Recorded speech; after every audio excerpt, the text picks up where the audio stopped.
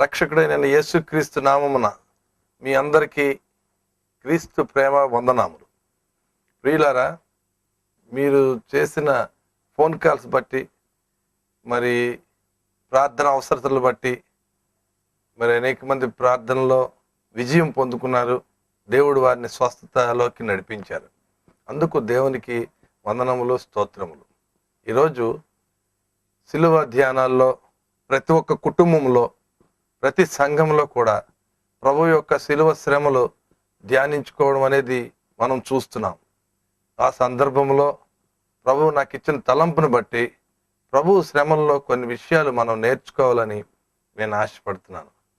శ్రద్ధగా కొంచెం సేపు ప్రభు ఒక వాక్యం ధ్యానం చేద్దాం. చూడుము గెత్సేమనే తోటలో నా ప్రియుడు పాపీనకై విజ్ఞాపన చేసేడి ధ్వని వినబడుచున్నది. దేహమంతయు నలిగి శోకము చెందిన వాడై దేవాది దేవుడు దైవసుతుడు పడు వేదనలు నా కొరకేగా. తండ్రి ఈ పాత్ర తొలగున్ నీ చిత్తమైన ఎడల ఎట్లయినను నీ చిత్తము చేయుటకు నన్ను అప్పగించితివా నేను. చూడుము గెత్సేమనే తోటలో నా ప్రియుడు పాపీనకై విజ్ఞాపన చేసేడి ధ్వని వినబడుచున్నది.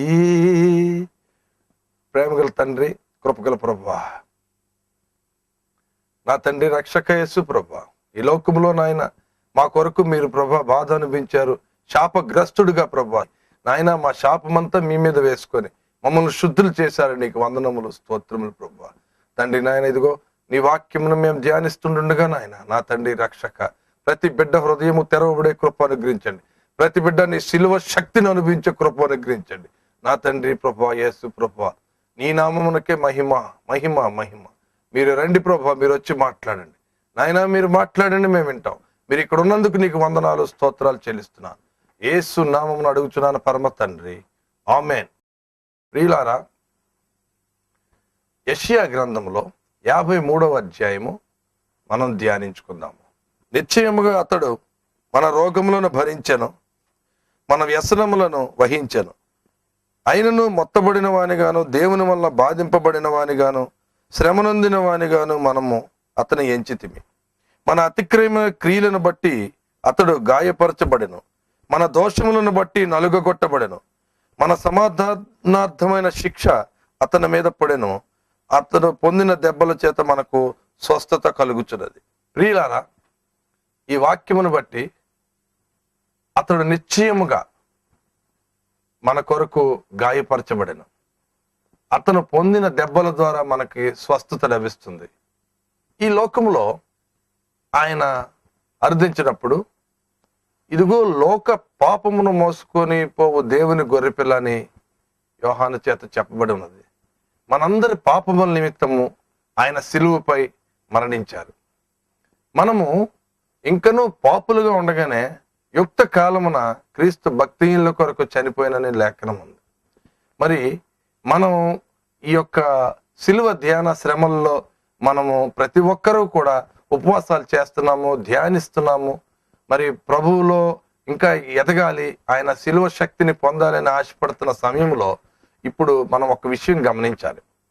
ఇక్కడ మన సమాధానార్థమైన శిక్ష అతని మీద పడింది, మన అతిక్రమముల నిమిత్తం అతను గాయపరచబడ్డాడు.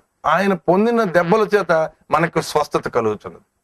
ఎంతమంది ఈ రోజు ఈ వాక్యం చూస్తున్న వారు ఇంకనూ అస్వస్థత, వ్యాధి, బలహీనతలతో ఉన్నారేమో, కానీ ఈ రోజు నేను చెప్తున్నాను, ఆయన పొందిన గాయముల ద్వారా నీకు స్వస్థత లభిస్తుంది. ఎక్కడ ఔషధం మనకి, ఏ డాక్టర్ కూడా ట్రీట్మెంట్ చేసినా సరే దేవుని మీద భారం వేసి ఆ మందు పని చేయకపోతే మనకి ఏ విషయంలో జరగదు. ఎక్కడ చూసినా ఏదో ఒక వ్యాధి, బలహీనతలు, లేకపోతే దయ్యములతో పీడించబడుతున్న విషయాలే మనం గమనిస్తున్నాం. ఎందుకు ఇలా జరుగుతుందంటే నీలో పూర్తి విశ్వాసము దేవుని మీద కలగట్లేదు. అపనమ్మిక అవిశ్వాసం ఇంకా తొంగిచ్చొస్తుంది. ఆయన చిత్త ప్రకారం చూస్తే మనము పరిపూర్ణులముగా ఉండి సంతోష ఆనందాలు అనుభవించాలని దేవుని యొక్క కోరిక. మరొక చోట ఆయన దుఃఖక్రాంతుడుగా ఉన్నదని లేఖనములు ఉంది. మత్తయి సువార్త 26వ అధ్యాయము ఒక్కసారి మనం గమనిస్తే, అప్పుడు యేసు మరణమగునంతగా నా ప్రాణము బహు దుఃఖములో మునిగి ఉన్నది, మీరు ఇక్కడ నిలిచి నాతో కూడా మెలకువగా ఉండడని వారితో చెప్పి కొంత దూరం వెళ్ళి సాగిలపడి, నా తండ్రి సాధ్యమైతే ఈ గిన్నె నా యొద్ద నుండి తొలగిపోనిము, అయినను నా ఇష్ట ప్రకారము కాదు నీ చిత్త ప్రకారమే కానిమని ప్రార్థించాను. ఆయన మరలా శిష్యుల యొద్దకు వచ్చి వారి నిద్రించుట చూచి, ఒక గడి అయినను నాతో కూడా మేల్కొని ఉండలేరా? మీరు శోధనలో ప్రవేశించుకున్నట్లు మెలకువగా ఉండి ప్రార్థన చేయడి, ఆత్మ సిద్ధమే కాని శరీరము బలహీనమని పేతురుతో చెప్పి మరలా రెండవ మారు వెళ్ళి, తండ్రి నేను దీన్ని త్రాగితేనే గాని ఇది నా యొద్ద నుండి తొలగిపోట సాధ్యము కాని ఎడల నీ చిత్తమే సిద్ధించుగాక అని ప్రార్థించి తిరిగి వచ్చి వారు నిద్రించుట చూచాను. ఇక్కడ ఆయన దుఃఖక్రాంతుడిగా మారి ఎంతగానో ఆ గెత్సెమనే వనంలో ఆయన బాధపడటం మనం గమనిస్తున్నాం. ఒక్కసారి మరి నిజంగా అయితే మనం ఆయన దగ్గర కూర్చొని, ఆయన ఎదురుగా కూర్చొని అదే గెత్సెమనే వనంలో ఆయనతో చూస్తూ ఆయన బాధ ఎలా పడతాడో ఒకసారి ఊహించుకోండి. మన మనసుల్లో ఎప్పుడైనా ఊహించుకుంటే ఆయన ఎంత బాధపడుతున్నారు. కొంచెం సేపట్లో ఇక్కడ వీళ్ళందరూ శిష్యులందరూ విడిచి పారిపోతారని, పేతురేమో అబద్ధం చెప్పి నువ్వెవరో నాకు తెలియదు అంటారని, వాళ్ళు హేళన చేస్తారని, మరి ఆయన్ని సిలువుకి తీసుకెళ్లి అప్పగిస్తారని చెప్పి ఇవన్నీ ఆయన ఆలోచించి దుఃఖక్రాంతుడిగా మారాడు, వ్యసనాక్రాంతుడిగా మారి ఆయన ఆలోచిస్తున్నప్పుడు ఆ యొక్క వేదన మనం కూడా అంగీకరించవలసిన అవసరం ఈ రోజు మనకుంది. ఆయన ఇంతగా బాధపడుతున్నారు. మరి ఒక దగ్గర అంటారు, తండ్రి ఈ గిన్నె నీకు ఇష్టమైతే నా నుండి తొలగించమన్నారు, అది కూడా నా ఇష్టం కాదు నీ చిత్తమే అన్నారు ఆయన. అంటే ఆయన కూడా తండ్రి చిత్తానికి లోబడి ఉన్నారు. మనం ప్రార్థన చేస్తున్నప్పుడు దేవుని చిత్తం కాని విషయం మన జీవితంలో జరగకపోతే అదే పనిగా పట్టుకొని ఇది ఎందుకు జరగట్లేదు, ఇది శోధనకు గురవుతాం మనం. కాదు, దేవుడు నీ జీవితంలో నువ్వు ప్రార్థన చేసినప్పుడు ఒక విషయం జరగకపోతే ఇది దేవుని చిత్తం కాదన్నమాటని నువ్వు అక్కడికి వదిలిపెట్టాలి దాన్ని. నెక్స్ట్, నువ్వు ప్రతిరోజు ప్రార్థన చేస్తున్నప్పుడు నీ ప్రార్థన ముగించినప్పుడు ప్రభువా నీ చిత్తమే సిద్ధించుగాక అనే మొక్క మనం ప్రార్థనలో పలికి ముగించాలి. అప్పుడు దేవుని యొక్క సమాధానము నీ యొక్క హృదయంలో ఉంటుంది. నువ్వు చేసే ప్రార్థన ప్రభువారు ఆలకిస్తారు. ఈ గిన్నె అనే దానికి సాదృశ్యము ఆయన పొందబోతున్న శ్రమలు. మన జీవితంలో కూడా ఎన్నో శ్రమలు ఉండొచ్చు, ఎన్నో ఇబ్బంది ఉండొచ్చు, కష్టం ఉండొచ్చు, మన ప్రియులు చనిపోవచ్చు, మనకి అనారోగ్యం కలిగి ఉండవచ్చు, ఆర్థిక ఇబ్బందుల్లో కలిగి ఉండొచ్చు. ఈ యొక్క గిన్నెలో ఈ శ్రమల్లో మనలో ఉన్నప్పుడు అది మనం ఒక విషయంలో ఫిలిప్పీ పత్రిక 2వ అధ్యాయంలో అంటారు, దేవుని యందు విశ్వాసమే కలిగి ఉన్నాం కానీ ఆయన శ్రమల్లో కూడా మనం భాగాలుగా ఉండాలి. అయితే శోధన వస్తుంది, నాకే వస్తుందంటే నువ్వు సహింపగలిగినంత కంటే ఎక్కువగా నిన్ను శోధించబడనీరు. ఒకవేళ నువ్వు ఆ శోధనలో ఉన్న దానిలో తప్పించుకునే మార్గం కూడా ఆయనే కలుగు చేస్తున్నాను. మీరు శోధనలో ప్రవేశించుకున్నట్లు మెలకువగొండి ప్రార్థన చేయమన్నారు నెక్స్ట్ స్టెప్ లో. అయితే ఆత్మసిద్ధమే, శరీరము బలహీనమైంది, వీరి కన్నులు భారంగా ఉన్నాయి, వారు నిద్రపోవడానికి ప్రయత్నిస్తుంటే అయితే ప్రభువారు ఒక మాట అన్నారు, మీరు శోధనలో ప్రవేశించుకున్నట్లు మెలకువగొండి ప్రార్థన చేయండి, ఒక గడియ నాతో కూడా మెలకువగొండి ప్రార్థన చేయలేరా అన్నారు. అంటే అక్కడ ఈ ప్రార్థన సపోర్ట్, అంటే వీళ్ళందరూ కలిపి ప్రార్థన చేస్తే శోధన వస్తుంది, ఈ శోధనకు ముందు మీరు మెలకువగొండి ప్రార్థన చేయండి అన్నారు. ఈ మెలకువగొండి ప్రార్థన చేయడంలో మనం చాలా సార్లు తొట్టిల్లిపోతూ ఉంటాం. ప్రార్థన అనే సమయానికి మనకి ఏదో ఒక శోధన రావడం, ఏదో ఒక మరి ఆలోచన కలిగి దేవుని నుండి ఎడబాటు కలగడానికి మనం ప్రయత్నాలు చేస్తూ ఉంటాం. కానీ దేవుని యొక్క శక్తి సంధించినప్పుడు మనం మోకాళ్ళు వేసి ప్రభువా నీతో కలిసి నేను ప్రార్థన చేస్తున్నాను, నీవు నాతో ఉండని చెప్పి అడగాలి మనం. అయితే ఒక విషయంలో మనం బాగా గమనించవలసిన విషయం ఏంటంటే, మెలకువగొండి ప్రార్థన చేసినప్పుడు ఈ శోధనలో వాళ్ళు పడిపోవడం వల్ల ఏం జరిగిందంటే, వీళ్ళు వెంటనే ఈ ప్రధాన యాజకులు వీళ్ళందరూ వచ్చినప్పుడు వీళ్ళు తలలు దారి పారిపోయారు భయంతో. తలలు దారి పారిపోయారు. ఈ మెలకువగుండి ప్రార్థన చేయడంలో 2 విషయాలు దేవుడు చూపించారు. ఒకటి, మన శత్రువుల్ని మనం ప్రేమించాలి. శత్రువులని సిలువు మీద కూడా ప్రభువారు శత్రువుల్ని క్షమించండి అని చెప్పి ప్రార్థన చేశారు. అయితే సుంకరి ప్రార్థన కూడా మనం నేర్చుకోవాలి. అది మెలకువగుండి ప్రార్థన చేయడంలో సుంకరి ప్రార్థన ఏంటి? పాపినైన నన్ను కరుణించి ప్రభువా అనే సుంకరి బ్రతిమలాడి దేవుణ్ణి గోజాడాడు. అట్టి కృపలోకి మనం నడవాలి. ఈ ప్రార్థన జీవితంలో మెలకువగుండి ప్రార్థన చేయకపోతే అనేక శోధనలు మనకు వస్తాయి. ఉదాహరణకి చూడండి, ఇప్పుడు మన రాష్ట్ర పరిస్థితి అంతా అల్లకొల్లగా ఉంది. ఎక్కడ మరి బాంబ్ బ్లాస్ట్ జరుగుతుందేమో అని చెప్పి నగరం అంతా ఒక రకమైన భయంతో నిద్రపోతున్నారు, కానీ ఎవరికి కూడా మనశ్శాంతి లేదు. ఈ సమయంలో మనం దేవుని మీద భారం వేయాలి. దేవుడు మనల్ని రక్షిస్తారు అనే విశ్వాసము నీకు కలిగి ఉండాలి. మరియు మీరు ప్రార్థన చేయనప్పుడు వాటన్నిటినీ పొంది ఉన్నామని నమ్ముడి, అప్పుడు మీకు కలుగునని ప్రభువే సెలవిచ్చారు. నమ్ముట నీ వలనైతే నమ్మువానికి సమస్తము సాధ్యమంటే ఆ తండ్రి, నేను అపనమ్మికతో బాధపడుతున్నాను ప్రభువా, నాకు నమ్మకం దయచేయని గోజాడినప్పుడు ప్రభు ఆయన మనం ఆలకించారు. మరి మన హృదయాలు కలవరపడనీయొద్దు, ఎందుకంటే దేవుని యొక్క శిలువ శక్తి మనకి లభ్యమవుతుంది. దేవుని యొక్క సన్నిధి మనతో ఉంది. ఈ రోజుల్లో భయాందోళనతో ఉన్న పరిస్థితుల్లో ప్రభు యొక్క శిలువ శక్తే మనల్ని సంధిస్తుంది. ఆయన యొక్క శిలువ విలువ తెలిసిన వారు గొప్పవారు. అయితే శిలువను గూర్చిన వార్త నశించుచున్న వారికి వెరితనం, కానీ రక్షించబడుచున్న మనకు దేవుని యొక్క శక్తి, ఆ శక్తి మనకు కావాలి. ఆ శక్తిని మనం అనుభవించాలి. ప్రియమైన దేవుని బిడ్డ, ఈ భయం నీలోంచి తొలగిపోవాలంటే యేసు ప్రభు యొక్క శక్తిని మనమి నువ్వు ప్రార్థన చేయాలి.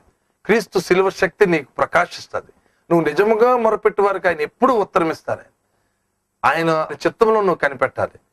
బలహీన సమయములో నీ బలము ప్రసాదించుము, జీవనదిని నా హృదయములో ప్రవహింపచేయుమయ్యా. హల్లెలూయా ఆమేన్, హల్లెలూయా ఆమేన్. జీవనదిని నా హృదయములో ప్రవహింపచేయుమయ్యా. నువ్వు మెలకువగొండి ప్రార్థన చేస్తే దేవుని యొక్క శక్తి నీ మీద కమ్ముకుంటుంది. ఆయన నీ సమీపంగా వస్తారు. నీ శిలువ శక్తి నీకు ఉంటుంది. అయితే ఉపవాసం ఉండి ప్రార్థన చేస్తున్నారు.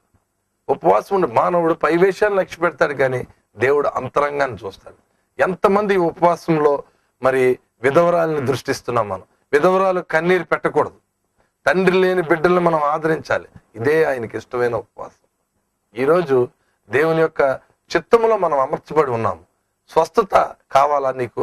శిలువ శక్తి మీద విశ్వాసం ఉంచు. అంతేగాని ఏదో ఒక స్టోరీ జరుగుతుంది, ఏదో ఎప్పుడో జరిగిపోయింది ఈ సంఘటన అని ఒక సినిమాను ఊహించుకోవద్దు. అది నిజంగా ప్రభువారు మన కొరకు చనిపోయారు, శిలువ మీద మరణమయ్యారు. నది వల్ల ఆయన రక్తం పారింది. ఆ శక్తిని, శిలువ శక్తిని నువ్వు పొందాలి. నువ్వు ఒకవేళ బలహీనత నీ త్రాగుడు మానలేకపోతున్నావు. ఎలా ప్రభు నేను మానలేకపోతున్నాను, ఏదో విధంగా శోధనకు లొంగిపోతున్నానని నువ్వు అనుకుంటే, క్రీస్తు బలము, యేసు క్రీస్తు బలము నా ప్రార్థనతో ఏకీపించి నువ్వు ప్రార్థన చేయి. దేవుడు నిన్ను ఖచ్చితంగా రక్షిస్తాడు. ఆ బలహీనత విడుదల చేస్తాడు. ఆర్థిక ఇబ్బందుల్లో సతమతపోతున్నాను ప్రభు, ఈ ప్రెషర్స్, ఒత్తిడి నాకు ఎక్కువగా ఉన్నాయని నువ్వు ఒకవేళ బాధపడుతుంటే ప్రార్థన చేయి.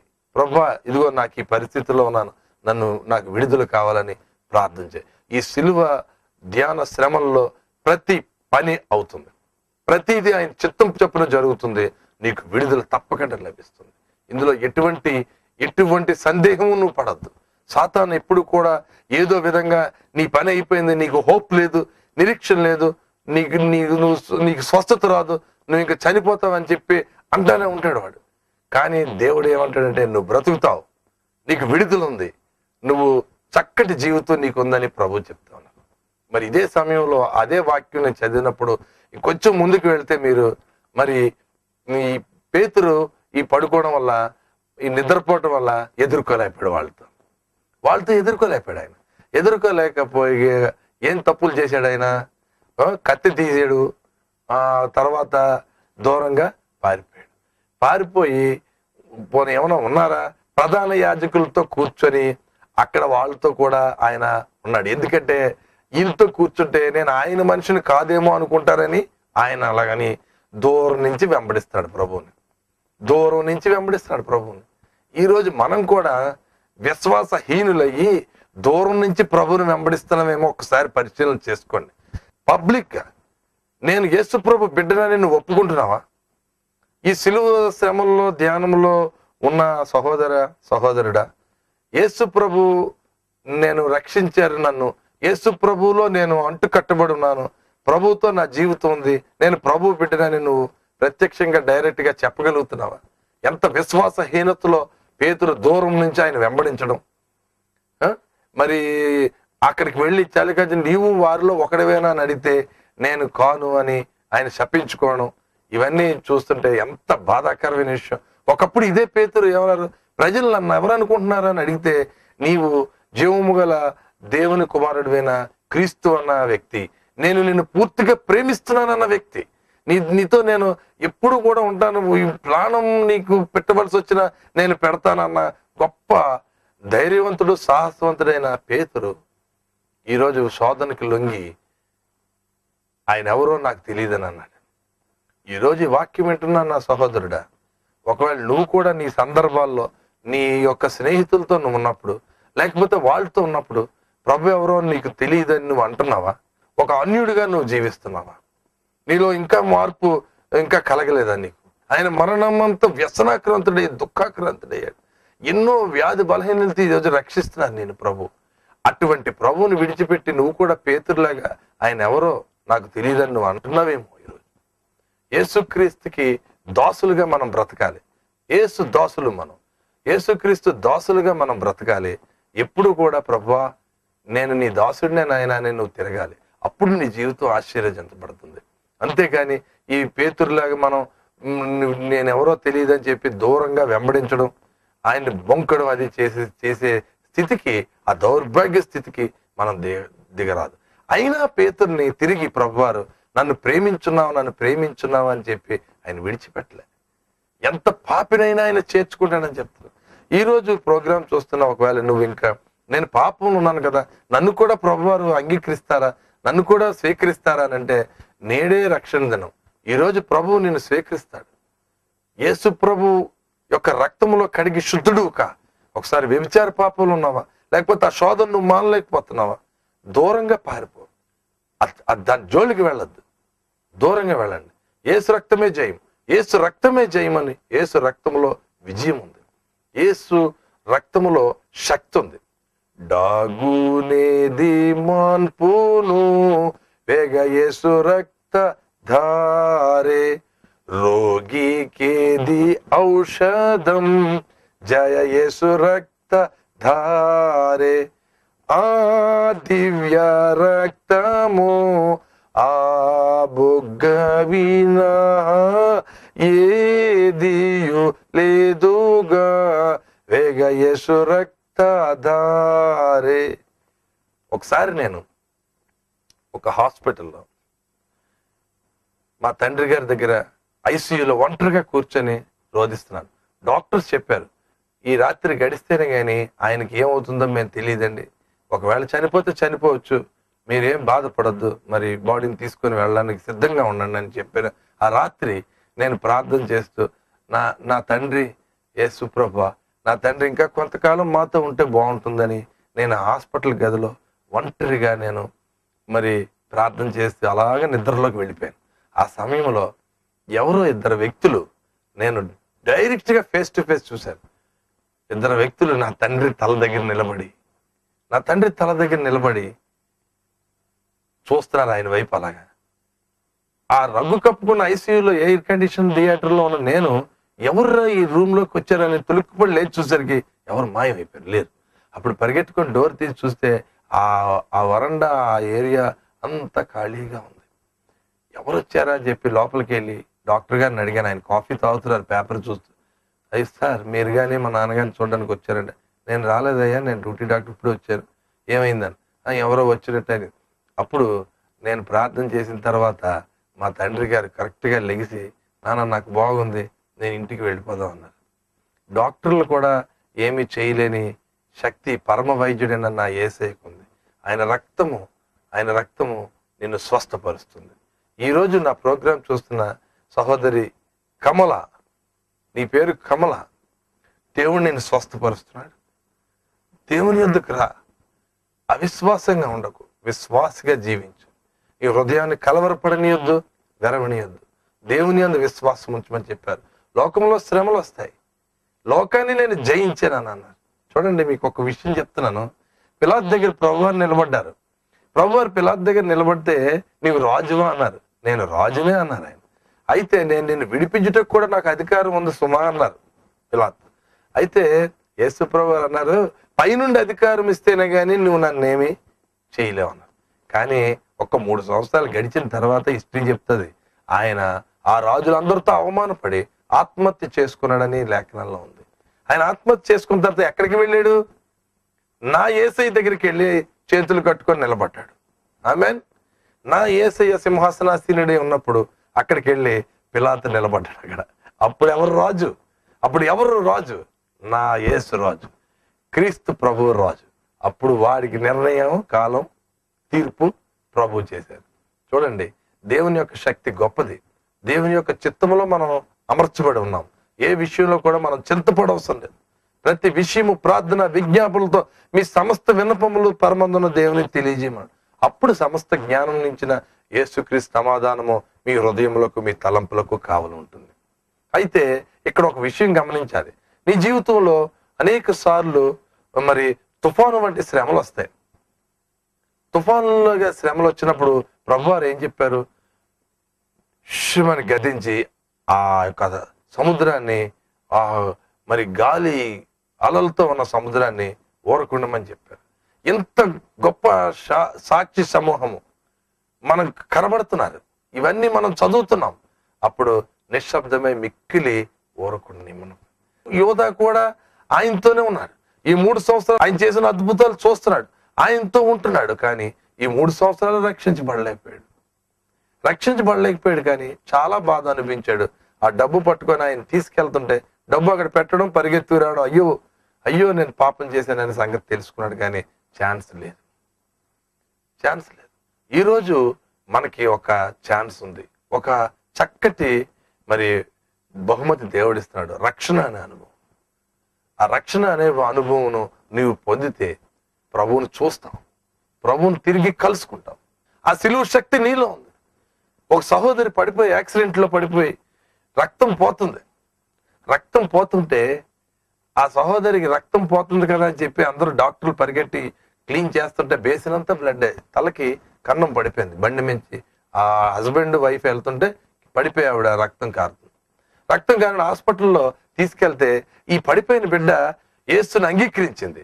14 ఏళ్ళప్పుడే ప్రభువుని తెలుసుకున్న బిడ్డ యేసయ్యా యేసయ్యా యేసయ్యా అని అడుగుతుంది. యేసయ్యా యేసయ్యా అని అరుస్తుంటే ఆ పక్కన ఆ కాంపౌండర్ ఇల్లు చేస్తుంటే అందులో ఆ కాంపౌండర్లో ఒక అతను వాళ్ళ దేవుడు భక్తుడు విభూతి అది రాసుకున్నాడు. అతను చెప్తాడు, నాకు సాక్ష్యం, ఎవరు 2 తెల్లటి వస్త్రాలు ధరించి ఆ సిస్టర్ తల దగ్గర ఉండి ఆమెన్ చెప్పు, హల్లెలూయా అని ఒకరు చెప్తున్నారట, ఆమెన్ అని ఒకరు చెప్తున్నారు. అప్పుడు ఈ విభూతి పెట్టిన అతను నన్ను అడుగుతున్నాడు బయటకు వచ్చి, 2 వ్యక్తులు నేను చూశాను సార్, ఇంతవరకు నాకు మతి పోయింది, కల్లో కూడా నేను అలా చూడలే. ఆమెన్ హల్లెలూయా అని చెప్పు అని ఆ 2 వ్యక్తులు ఆవిడ దగ్గరికి వచ్చి వెళ్ళిపోయి అంతర్ధానం అయ్యారని అంటే నమ్మలేని నిజం ఇది. ఆ వ్యక్తి కంప్లీట్ హీల్ అయ్యి ఈరోజు సంతోషంగా ఉన్నారు. దేవుని యొక్క చిత్తంలో నెరవేర్చుకున్నప్పుడు, దేవునికి నీ జీవితాన్ని అంగీకరించి నువ్వు ఏర్పాటు చేసుకున్నప్పుడు ఆయన మీతో పాటు ఎల్ల వేళలా నీతో నడుస్తారు. ఈ యొక్క వాక్యమైన ప్రియ సహోదరుడా, ఈ బాంబ్స్ అని లేకపోతే భయంతో జీవిస్తున్నా సరే, నువ్వు ఏ ఇంటెలిజెన్స్ రిపోర్ట్ కానీ ఏది చేయదు, కానీ దేవుని యొక్క ప్రొటెక్షన్, ఆయన సిలువ శక్తి మీతో ఉంటుంది. నీ రక్తపు కోట నాకు నివాసం అంటాడు ఒక భక్తుడు. యేసయ్యా యేసయ్యా అని ఎవరైతే ఆయన గురించి నిత్యము ప్రార్థన చేస్తారో ఆయన చుట్టూ సిలువ రక్షణ ఉంటుంది నీతో. అయితే దేవుని యొక్క చిత్తానికి లోబడాలి. మనం దేవుని కొరకు జీవించాలి. ఆ దేవునిలో ఎవరైతే ఎక్కువగా మెలకువగా ఉండి ప్రార్థన చేస్తూ శోధనలో పడకుండా దేవుని కీర్తనలు పాడుతూ వాక్యానుభవంలోకి వెళుతూ వాక్యంని అకలింపు చేసుకుంటూ ప్రార్థన చేసుకుంటూ ఉంటావో, ఈ ఇన్ని గంటల్లో ఒక అరగంట ప్రార్థనకి ఇచ్చి దేవునిలో గడపాలి.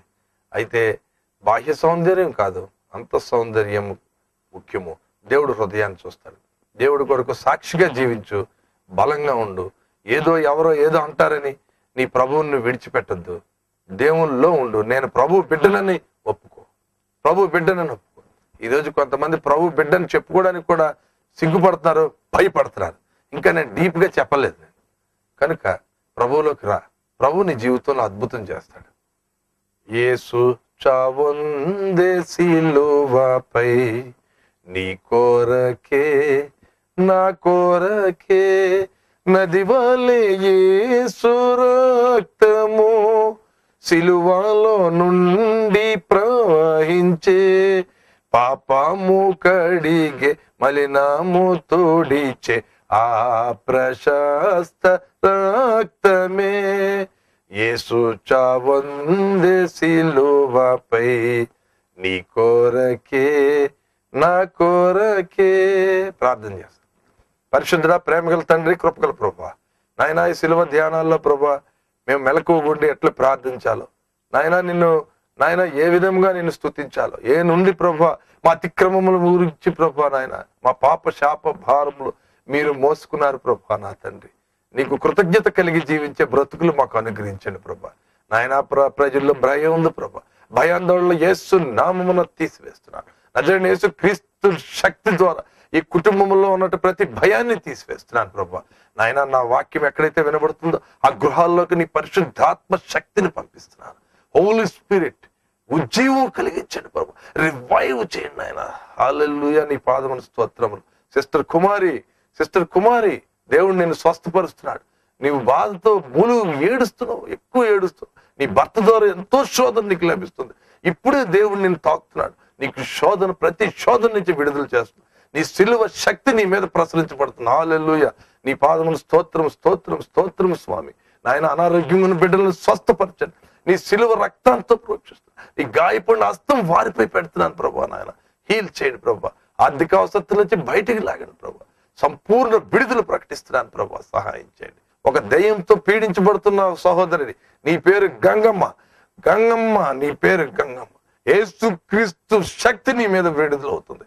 హల్లెలూయా. Release lord. నాయన, బిడ్డని కట్టల నుంచి విడుదల చేస్తున్నాను ప్రభు. నీ సిలువ శక్తిని స్పందించండి ప్రభు. హల్లెలూయా. నీ పాదములు స్తోత్రములు. నాయన, ప్రతి చిన్న బిడ్డను ఆశీర్వదించండి. ప్రతి వృద్ధురాలను దర్శించండి. ప్రతి విధవరాలను దీవించండి ప్రభు. వారి కన్నీటిని నాట్యమయించేయండి ప్రభు. ఇక ఏ విషయంలో వారి కన్నీరు పెట్టి కూడా సహాయం చేయండి ప్రభు. కొడుకుల గురించి చింత, ఆర్థిక ముందు చింత, నాయన ప్రభు, భర్త లేడని చింత, విధవరాలు కన్నీరు తుడిచివేయండి ప్రభు. నాయన, బిడ్డలు పోగొట్టుకున్న తండ్రి లేని బిడ్డలను కూడా మీరు ఆదరించండి. వారిని ఎట్టి పరిస్థితుల్లో వారు నాయన ఇంకా శోధించబడకుండా సహాయం చేయండి. నీ సిలువ శక్తి ప్రభు. నాయన, ఈ గృహాల్లో మీరు పెడుతున్నందుకు నీకు వందనాలు, స్తోత్రం. నాయన, రాష్ట్ర పరిస్థితిని దృష్టించండి తండ్రి. నాయన, ఎంతో మంది బాంబ్ బ్లాస్ట్ హాస్పిటల్లో బాధపడుతున్నారు. ఆ కుటుంబాలకి నెమ్మది ఇవ్వండి ప్రభు. అటువంటి నాయన ఘోరమైన కార్యాలు జరగకుండా నీ ప్రొటెక్షన్ ఇవ్వండి. నీ బిడ్డల్ని మీరు ఎరుగుదురు ప్రభు. అంతేలా అపాయకరమైన కాలంలో వస్తున్నాయన్నారు. నా తండ్రి, రిలీజ్ చేస్తున్నాను. నీ పవర్ రిలీజ్ చేస్తున్నాను. ఆ యొక్క సిటీలో ఉన్న ప్రతి భయాన్ని తీసివేస్తున్నాను ప్రభు. నీ బిడ్డలు ఎక్కడున్నా నాయన ప్రార్థించి నీ వెలుగును పొందుకునే కృప అనుగ్రహించి దీవించి భద్రపరచమని ప్రభువు రక్షకుడు యేసు నామమున అడుగుచున్నాను పరమ తండ్రి. ఆమేన్.